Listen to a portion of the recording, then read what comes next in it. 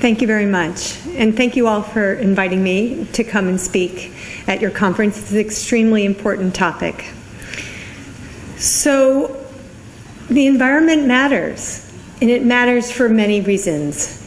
The global food system is changing for many of the reasons that the previous speaker mentioned. But one of the important reasons is that there's many stronger links between food and fuel. And my country is one of the countries that have been driving this change through its policies. Changing agricultural policies and also fiscal uncertainty are driving the food system in ways that we cannot anticipate. Climate change, in addition, reduces the predictability of the weather.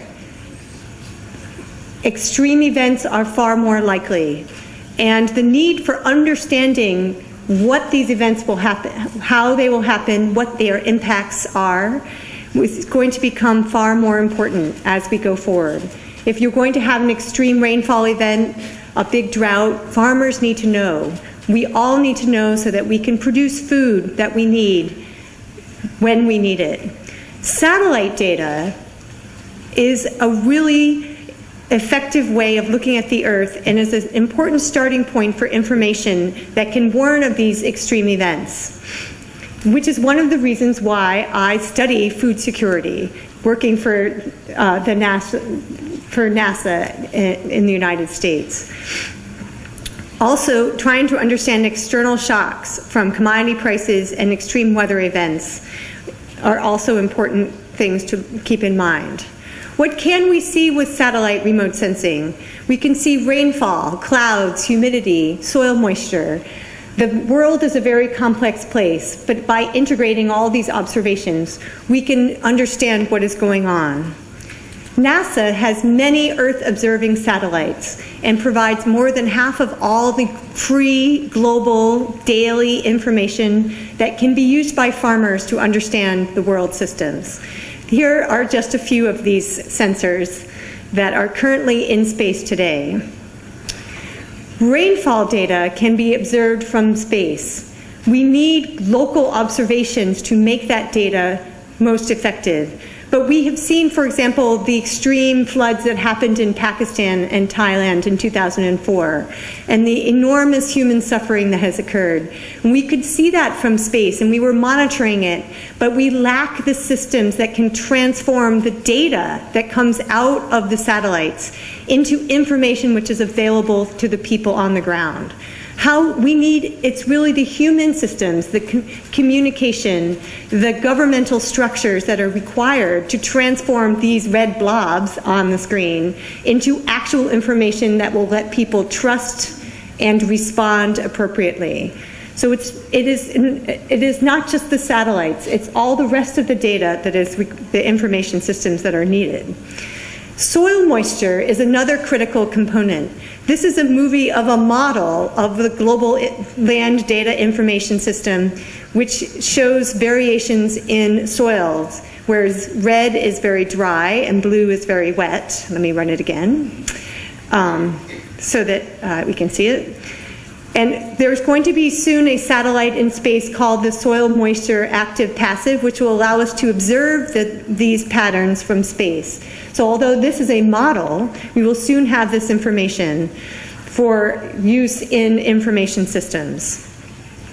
This is a movie showing the vegetation changes, where the green is very green and brown is when the vegetation dies, and the white is snow covering the northern hemisphere every winter. We can use this information to understand how plants change in response to weather, and we can see it every single day for the last 20, 30 years. So we can use this information to understand what the plants are doing and how that affects agriculture. We do this by looking at anomalies. Anomalies here are measured in colors, where the red is where you have unusually dry growing season. So here in the wheat growing areas of Australia, during this 2002, Australia produced 10 million tons of wheat. And then this year, in 2005, with abnormally wet conditions, Australia produced 25 million tons of wheat. And if you look at 2006, again, it was very dry. So by looking at these changes in the vegetation, we're able to predict the production through uses of models. So this is a very brief explanation of how remote sensing data can be used for understanding production changes. Again, how do we make this data useful? We must have integrated management products that bring together economics and food supply concerns together with this information about the weather. Early warning systems for food production declines. In the United States right now, we're experiencing an extremely wet or extremely dry and very hot weather, and the resulting reduction in corn and soybeans will have a direct impact on both fuel prices and also the availability of global corn and soybeans, and therefore the prices of food is likely to increase. So we must have information systems which allow us to anticipate these changes and respond to them before they become crises. So we also need global drought and flood information systems to anticipate the impact of extreme events such as the 2004 floods that you all experienced. Understanding risk and estimating the impact within a structure that links causes to consequences is central to this effort, and detecting and responding to trends. If you have an ongoing increase in extreme events, with the experiencing of 100-year floods every 3 or 4 years, it is unreasonable to consider that you're only going to have another 100-year flood in 100 years. So these trends in extreme events should have a long-term impact on what governments, businesses, and individuals do in response to the weather. At the moment, particularly in the United States, we pride ourselves on our ability to ignore the weather. If it's raining, we say, oh, it's raining. I can still go to work. Doesn't matter. But as we go into climate change, we must do a better job responding effectively to these extreme events.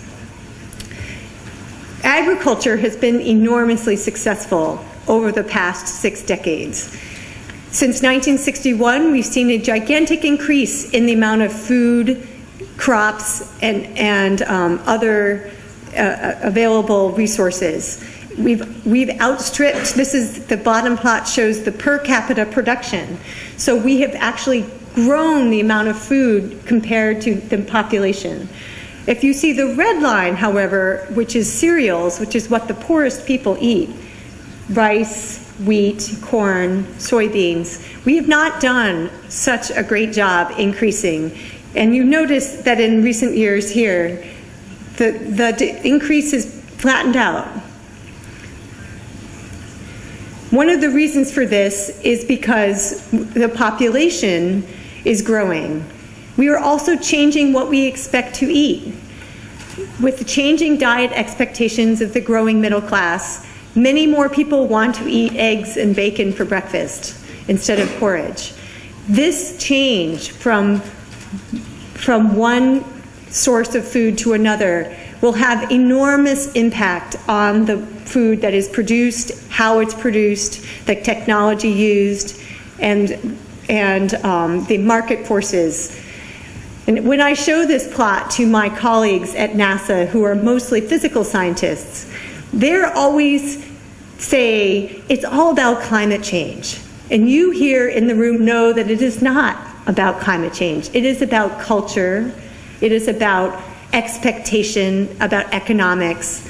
We know that what people expect to eat is far more important in the trends of what is going to happen with food than climate change. Climate change is far less important than the population, technology, and market forces and changing diet expectations in the next few decades. However, there are feedbacks. Population growth shows that we'll have increasing land under cultivation, which changes the landscape, which may affect climate change depending on where you are. Also, changing diet expectations will increase the amount of greenhouse gases and from animals and agricultural activity, which will affect climate change. Climate change has about 30% of the greenhouse gases come from the agricultural sector. Climate will affect rainfall and temperature, which will again affect production. But that is in the future. Immediately, in the shorter term, what people eat and where they grow the food that they eat is a far larger driver. Poverty is the root of household food insecurity today. Climate change may be what will be the root of food insecurity in 2100, but today it is about poverty. 925 million people suffer from undernutrition or hunger. 1.4 billion live on less than $1.25 a day. 40% of the world less than $2 a day. Hunger is due to poverty. We have plenty of food for everyone if it was properly distributed. And the previous speaker did an excellent job going over this. To solve the world's hunger problem, the world's poverty problem must be solved. Where are these extremely poor? This region, 43% of the world's poor lives in South Asia. Sub-Saharan Africa, the poster child of food insecurity and famine, really only has 22% of the world's food insecure because there's so many people in this region. So how does higher food prices affect these extremely poor people? Because low-income people spend more money on their food, higher food prices will cause greater suffering, since over 1 billion people buy food from the market and really are exposed to international prices. Here is a time series from 1990 to the present showing the food price index, which was, the food prices were extremely stable until about 2005, 2006, when they went through the roof. I'm sure you all remember when prices went up. In the DC area, gas prices went through the roof at the same time that food prices were going up. And we felt the pinch. But for me, it was only 10% of my budget, right? For many people in the world, it's 80% of their budget. And when you go from 80% to 120%, you might imagine, where are you going to get that other 20%? And so what happens is that consumption goes down. You just cannot buy enough food. So, and you notice that although the prices went down again in 2009 and 2010, today they're back up again. And we're having this big drought in the Midwest, where many of corn and wheat and soybeans are in the United States, and so the prices are likely to remain high. This figure shows the impact of increasing prices on malnourishment, undernourishment, from the 2011 Food and Agriculture Organization report. And you can see here in this quadrant, prices went up and undernourishment went down, and Thailand did a great job reducing food insecurity at the same time while the prices were going up. One of the reasons for this is that nation is a nation of producers. You all benefit when the prices go up, but many other nations do not benefit. Most of the world must buy from the international market. And here we have Afghanistan, Uganda, Senegal, Kenya, Mozambique, and other nations which suffer when prices go up. To ameliorate these problems, what we need to do is grow more food. World food demand could double by the first half of the 21st century. 50% increase from population growth, but the other 50% is from changing diet expectations. More bacon and eggs for breakfast, more meat at dinner. And that really will have a huge impact on the world demand for food globally. Not to mention that in the United States we use corn in our gas tanks to drive our cars, but that is a policy which we're reevaluating, hopefully will revoke very soon. The World Bank has estimated that the number of people in developing countries have incomes over 16,000 will rise from 352 million to 2.1 billion. This rising middle class will have a large impact on food and food issues. So as a larger fraction of agricultural production moves through trade, we really will rely on countries like Thailand to continue to produce and to produce at high levels so that we can ensure that the demand is met. However, there are many areas of the world that have extremely low production. And I wanted to focus on this slide just for a moment. This shows in the red and the pink regions with extremely high food productivity, and this is in standardized units in kilograms per hectare. So this region here, the red, let's see if I can find here we go. So this, in pink here we have 7,000, in China, 7,500 kilograms per hectare. In South Asia, we have 5,500 kilograms per hectare. But in many other regions, look at West Africa, 1,000 kilograms per hectare. East Africa, and in Sudan, which is has incredible soils, tons of rainfall, 2,000 kilograms per hectare. We can easily double productivity in those regions were we to encourage them to use fertilizer, improve seeds, technology, which we know works. It's far easier and far less expensive to double or triple productivity in these low production areas than in regions that already produce a lot. And so I think the message is that when we're meeting the world's food needs, we must address the global disparity in technology and in farmers and how we do agriculture around the world. We need to invest in information.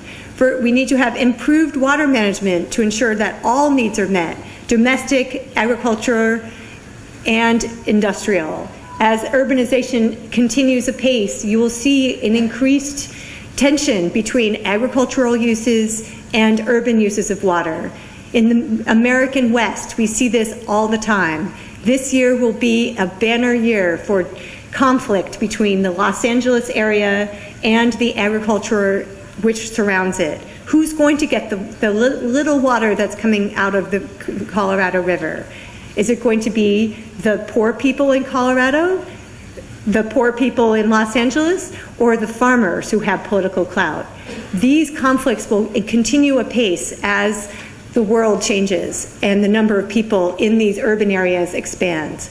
To boost yields in good years, we can use water in order to survive the bad years. So if we have information about when the good years will happen, we can anticipate changes and have good policies which allow for support and larger production during the good years.